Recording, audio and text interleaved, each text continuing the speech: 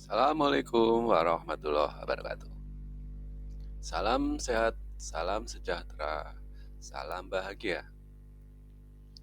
Kembali kita belajar. Pada kesempatan kali ini, kita akan membahas kondisi geologis Indonesia. Ya. Jadi yang kita bahas kali ini adalah kondisi geologis Indonesia. Silakan diperhatikan. Apakah yang dimaksud dengan letak geologis? Letak geologis adalah posisi suatu wilayah yang didasarkan pada struktur geologi atau susunan batuan di sekitarnya. Kembali lagi, yang dimaksud dengan letak geologis adalah posisi suatu wilayah yang didasarkan pada struktur geologi atau susunan batuan di sekitarnya. Kalau kemarin kita sudah membahas tentang letak astronomis, ya, letak astronomis itu letak yang didasarkan atas garis lintang dan garis bujur. Tetapi untuk kali ini yang dibahas adalah letak geologisnya. Jadi letak ini didasarkan atas struktur geologi atau susunan batuan yang ada di sekitarnya. Secara geologis, Indonesia dilalui oleh dua jalur pegunungan. Dilalui oleh jalur dua pegunungan dunia, yaitu pegunungan Sirkum Pasifik dan Sirkum Mediterania.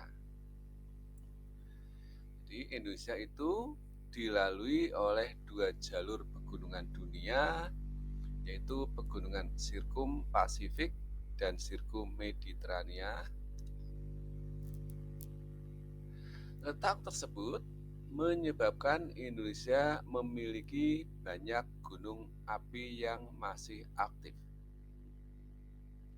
Jadi, pada daerah yang dilalui oleh jalur pegunungan muda, maka daerah tersebut akan memiliki gunung api yang aktif.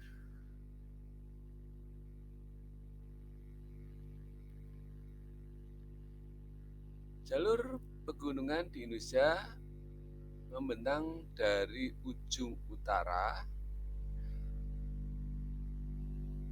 dari ujung utara Sumatera, memanjang melalui pantai barat Sumatera, melewati Pulau Jawa, Nusa Tenggara, Banda, Sulawesi, dan Halmahera.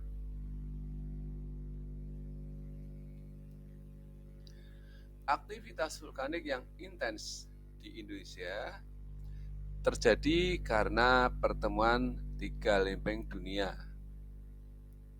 Tiga lempeng tersebut adalah lempeng Eurasia yang berada di sebelah utara, kemudian lempeng Indo-Australia, lempeng ini ada di sebelah selatan, dan lempeng Pasifik yang ada di sebelah timur. Pertemuan lempeng tektonik dapat menyebabkan patahan, retakan, dan kerusakan pada kerak bumi yang memungkinkan magma mengalir ke permukaan bumi dan terbentuk gunung api. Jadi akibat pertemuan lempeng tektonik ini dapat menyebabkan patahan atau retakan dan kerusakan pada kerak bumi yang memungkinkan magma mengalir ke permukaan bumi sehingga akan terbentuk gunung berapi. Inilah lempeng yang ada yang di sekitar Indonesia, yaitu sebelah utara lempeng Eurasia, kemudian lempeng Pasifik di sebelah timur, sebelah selatan lempeng Indo-Australia. Sebelah timur ada Sirkum Pasifik dan di sebelah barat ada Sirkum Mediterania. Ya. Bisa diperhatikan secara cermat, silakan. Untuk Sirkum Mediterania yang berasal dari Mediterania sebelah barat sana, dan untuk Sirkum Pasifik yang berasal dari Samudra Pasifik, kemudian bertemu di daerah Maluku.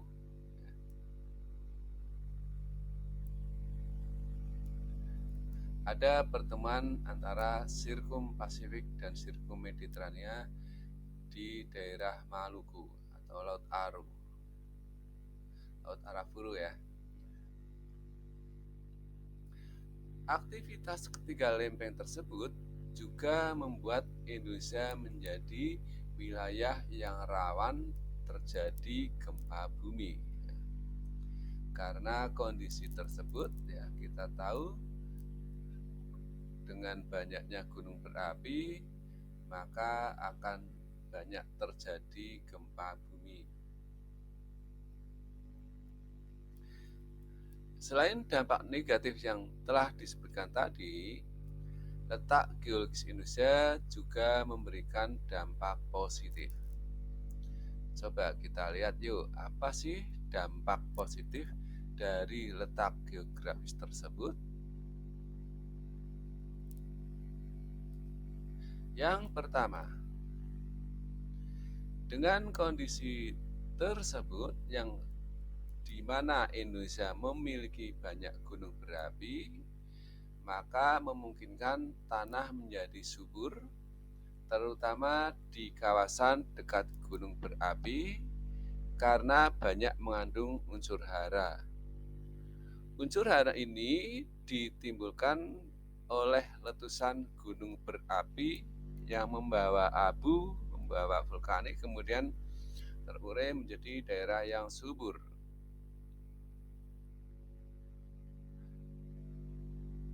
Selanjutnya, Indonesia memiliki keanekaragaman flora dan fauna.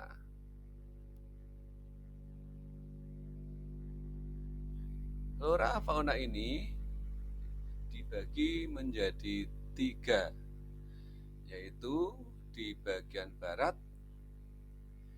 atau Indonesia Barat ya, terdiri dari lempeng yang berasal dari negara-negara Asia, sehingga memiliki kesamaan dengan jenis flora dan fauna di benua Asia atau daratan Asia. Ya.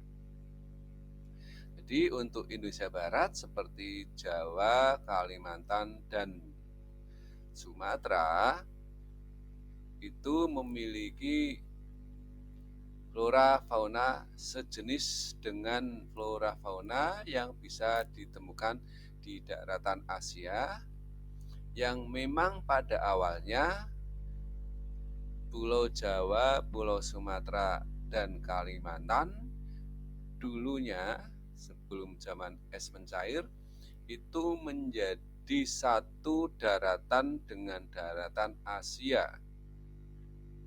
Berhubung dengan adanya zaman glasial es mencair, daerah-daerah yang rendah kemudian tertutup oleh air laut sehingga memisahkan beberapa daerah seperti Sumatera, Jawa, Kalimantan dengan daratan Asia, di mana daerah yang terendam air laut tersebut sering disebut dengan paparan Sunda. Jadi daerah yang rendah yang terendam oleh air laut sehingga memisahkan daratan Asia dengan Pulau Jawa, Pulau Sumatera, dan Pulau Kalimantan itu disebut dengan paparan Sunda. Berikutnya ke arah timur di bagian Indonesia Tengah ya.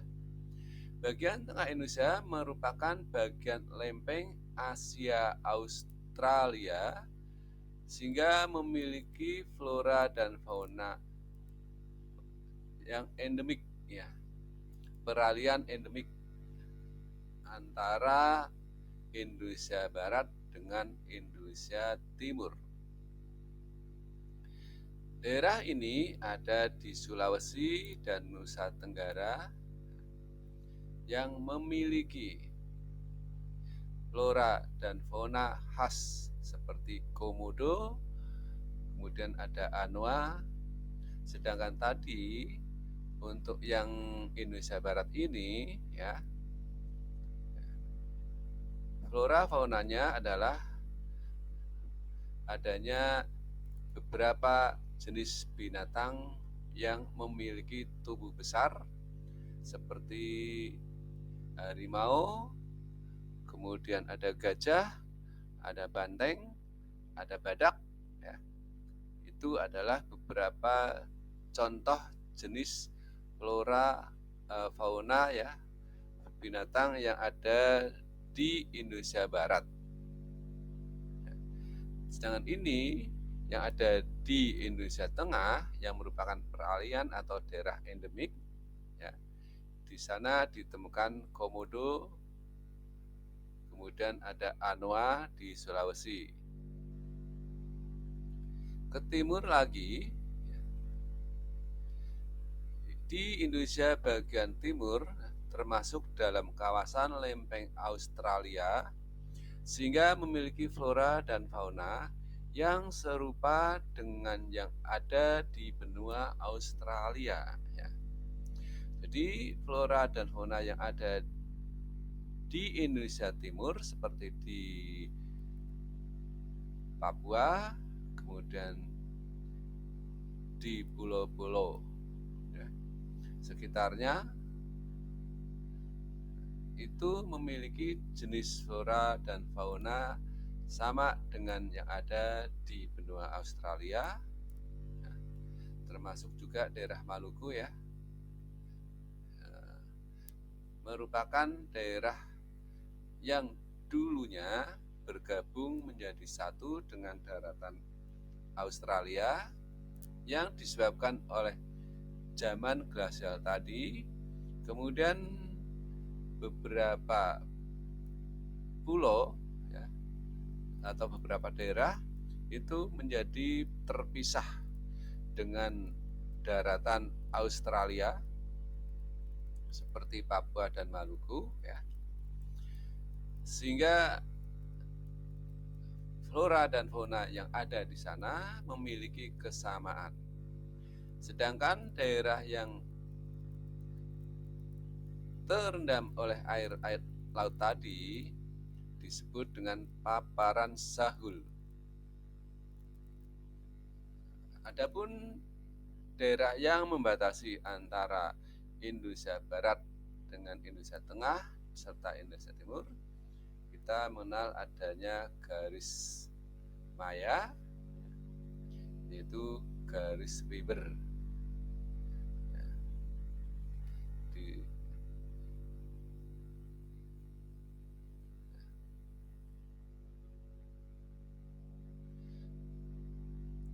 Selain memiliki flora fauna yang beraneka ragam tadi,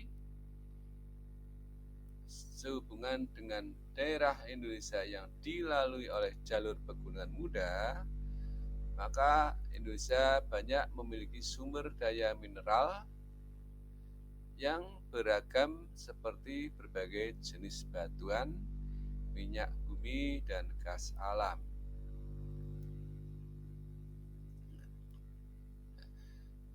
Kembali lagi, ya, ini tadi ada sedikit kekurangannya. Ada garis Weber dan garis Wallace, ya, yang memisahkan antara Indonesia Barat dengan Indonesia Tengah dan Indonesia Tengah dengan Indonesia Timur, ya. Ada garis Weber, ada garis Wallace. Jadi karena kondisi yang seperti ini, banyak memiliki gunung berapi, banyak keuntungan, antara lain tanahnya menjadi subur, kemudian banyak memiliki beberapa jenis batuan, kemudian minyak bumi dan gas. Nah, demikianlah untuk materi kita. Semoga bermanfaat. Apabila ada kekurangan, kami mohon maaf dan terima kasih. Assalamualaikum warahmatullahi wabarakatuh.